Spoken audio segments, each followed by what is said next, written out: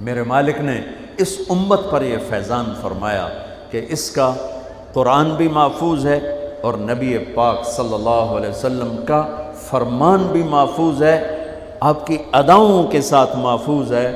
میں ایک آپ کو مثال دیتا ہوں، اگر ہمارے نبی پاک صلی اللہ تعالی علیہ وسلم کے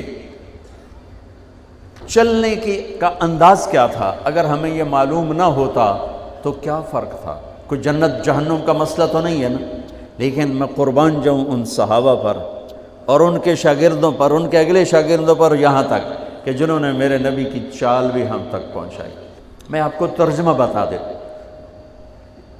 یمشی تکفیا ویقارب الخطا، آپ تھوڑا کندھے جھکا کے چلتے تھے اور پاؤں چھوٹے رکھتے تھے، کھلا پاؤں نہیں، ایسے نہیں، قریب، پاؤں چھوٹا، کندھے جھکے ہوئے، گردن آگے تھوڑی، اور چال میں تیزی، اتنی تیزی تھی کہ صحابہ کو ساتھ دوڑنا پڑتا تھا۔ آپ چونکہ آپ کے نیچے زمین سکڑتی تھی تو آپ ایسے چلتے تھے اور وہ پیچھے بھاگتے تھے۔ آپ کے دیکھنے کا ہمیں انداز معلوم نہ ہو تو کیا فرق ہے، لیکن میں قربان جاؤں جو کہہ رہے ہیں جل نظرہ الملاحظ، اب یوں دیکھتے تھے، یوں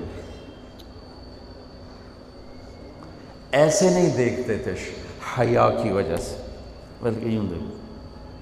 کبھی کبھی ایسے ہوتا تو پھر ایسی تجلیات اور آنکھوں سے نور نکلتا کہ سارے صحابہ یوں ہو جاتے۔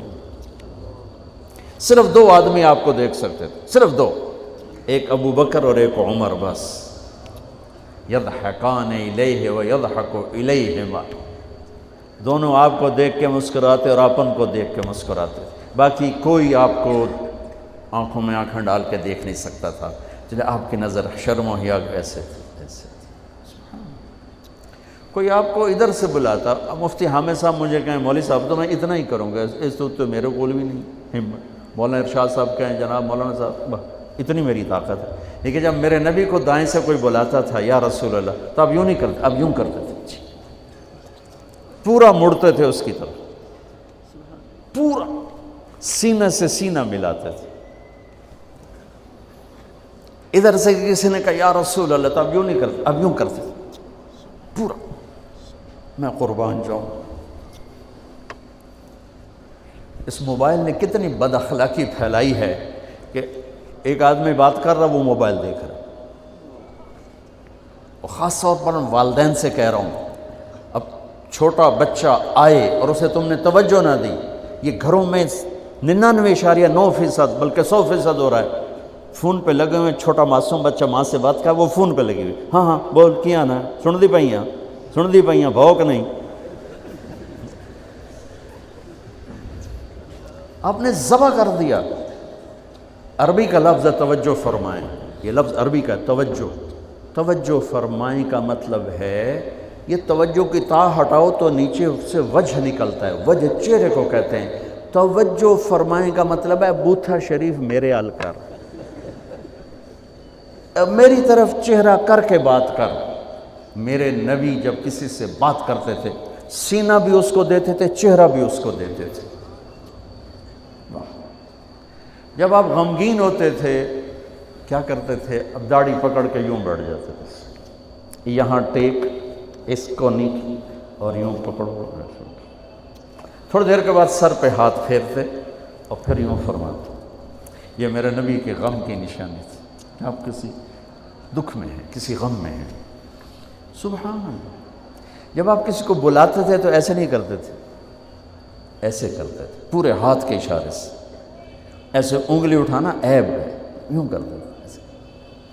جب آپ محفل میں بیٹھتے تھے تو چوکڑی مار کے بیٹھتے تھے۔ اتحیات صرف نماز میں آپ کی ہے، باقی آپ چوکڑی مار کے بیٹھتے تھے، اور پوری محفل میں ٹانگ نہیں پھیلاتے تھے، چاہے کتنی لمبی مجلس ہو جائے ٹانگ نہیں پھیلاتے تھے کبھی بھی۔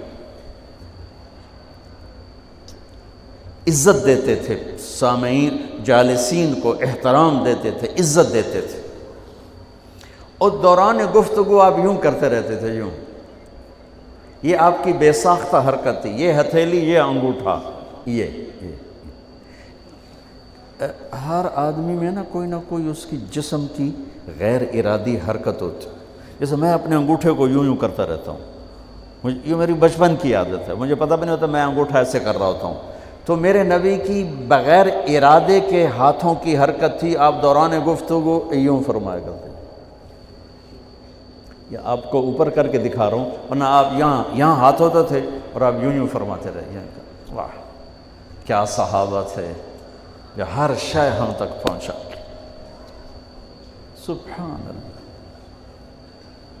جب آپ غصے میں ہوتے تھے تو ہماری طرح کوئی وہ اظہار تو ہوتا نہیں تھا.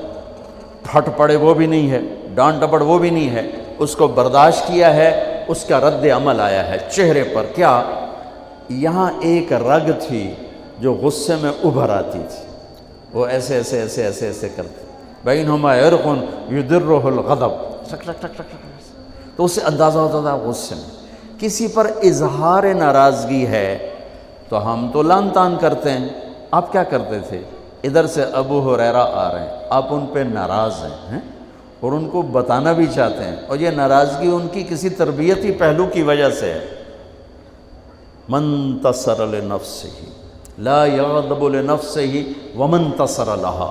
ساری زندگی اپنی وجہ سے نہ کسی پہ ناراض ہوئے نہ کسی کی ڈانٹ ڈپٹ کی. تو جب ادھر سے آ رہا ہے نا ابو ہریرہ اور آپ ان کو اظہار ناراضگی فرمانا چاہتے ہیں تو یوں دیکھا اور ساتھ ہی یوں ہو جاتے تھے. بس ادھر سے انس آ رہے ہیں، آپ ان پہ ناراض ہیں، دیکھتے ہی آپ یوں ہو جاتے تھے. بس یہ اتنا تھا میرے نبی کی ناراضگی کا اظہار کہ آپ لگتا ہے ناراض ہیں. جب آپ خوش ہوتے تھے تو یہ جگہ گلابی ہو جاتی. پہلی بہت خوبصورت رنگ تھا گلابی، لیکن یہ اور زیادہ چمکنے لگتے، اس میں سے نور نکلنے لگتا تھا. اتنی چھوٹی چھوٹی بات، میرے نبی کی کوئی بات چھوٹی نہیں ہے، لیکن جیسے فرض اور ہے، فرض کفایہ اور ہے، واجب اور ہے، سنت موقدہ سنت، یہ ساری ایسے ہی. میرے نبی کا ہر عمل عظیم الشان ہے کہ ہر عمل جنت میں لے جانے کا اور اللہ کی رضا کا ذریعہ ہے. تو چھوٹا تو کوئی نہیں، آپس میں تقابل کے. یعنی میں وہ چیزیں آپ کو بتا رہا ہوں جن کا جنت اور جہنم سے تعلق نہیں، عشق سے تعلق، محبت سے تعلق. ہماری جماعت گئی حافظ آباد، وہاں میں وکلاء میں بیان کر رہا تھا. علاقے کے ایک بہت بڑے ذمہ دار آئے ہوئے تھے. کسی کام تو انہوں نے دیکھا تو ساری عدالتیں خالی. تو ان کا کیا ہوا کہ یہ تبلیغ والوں کا عالم آیا ہوا ہے، اس میں سارے چلے گئے. تو اس نے وہ پہلے تو بیٹھا رہا، پھر وہ جو جج کا ریڈر تھا انہوں نے کہا چودھری صاحب ایتھے ویلے بیٹھے ہو اور جا کے گل سن لو. وہ ذرا تبلیغ کو اچھا نہیں سمجھتے تھے، ان کا چلو ویلا بیٹھا سن لو. میں اس وقت اللہ کے نبی کے جانور بتا رہا تھا کہ میرے نبی کی 9 بکریاں تھیں، ان کے نام عجوہ، سقیہ، برکہ، ورثہ، زمزم، اطلال، اطراف، غیثہ، قمرہ. 9 بکریاں، 10واں بکرا یم، اور اس میں قمرہ آپ کی زندگی میں مر گئی. یہ احسان عظیم ہے ان ہستیوں کا جو واقعی اس قابل تھے کہ اللہ نے کہا رضی اللہ عنہ، جاؤ میں راضی ہو گیا، جو مرضی کرو میں راضی ہو گیا. سبحان اللہ. واہ. اور آپ کے اونٹ تھے 2 عسکر اور ثعلب، اور آپ کے خچر تھے عفیر اور دلدر اور فضہ، اور آپ کے پاس گدھے تھے 2 عفیر اور یعفور، اور آپ کی اونٹنیاں تھیں عذبہ، جدعا، شہبہ، قصوہ، اور آپ کے گھوڑے تھے لزاز، طراز، لحیف، سجل، سکب، سبحہ، ورد، یعصوب، یعبوب. یہ آپ کے گھوڑوں کے نام. ایک گھوڑے کا نام تھا ورد. کیوں تھا؟ جیسے گلاب کا پھول نمایاں نظر آتا ہے، وہ گھوڑا ایسا حسین تھا کہ گھوڑوں میں نمایاں نظر آتا تھا. سبحہ ایک گھوڑے کا نام تھا. سبحہ، سبحہ تیرنے کو کہتے ہیں. ان لک فی النہار سبحا طویلا. اس گھوڑے کا نام سبحہ کیوں تھا؟ جب وہ دوڑتا تھا تو لگتا تھا جیسے پانی تیرتا جا. خیر میں پھر لمبا چلا گیا. وہ جو تھے نا چودھری صاحب، وہ بیان سن رہے تھے. وہ گئے واپس گاؤں، تو تو اپنے امام کو بلایا، کہا مولانا صاحب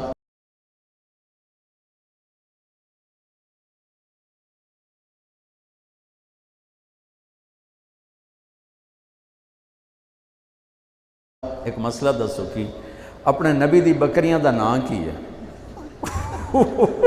وہ آکھن لگا یہ بھی کوئی مسئلہ ہے کہ ہے تے بھاویں نہیں، میں تو اج دس ساڑھے نبی دی بکریاں دا نام کی؟ اسے کہا مسئلہ ہی کوئی نہیں تو میں دساں کی؟ اسے کہا تو اج تک مینوں پٹی پڑھائی ہے کہ اے نبی نو نہیں مندے تے اے نبی دے گستاخ ہیں، میں ہنے انہاں دے مولوی دی تقریر سنی ہے او تا نبی دی بکریاں نو مندیں تو انہاں نبی نو نہیں مندے، ہون تو جماعتاں نو روکیا میں تنوں کھلے پھرے سا۔ پھر وہ ہماری جماعت پوری کو لے گیا اپنے گاؤں نے، 15-20 ہزار آدمی اکٹھا کیا، میرا بیان کروایا ہوا، کھانا ہوا۔ تو میں قربان جاؤں، آپ اسی سلسلے کی کڑی چل رہے جنہوں نے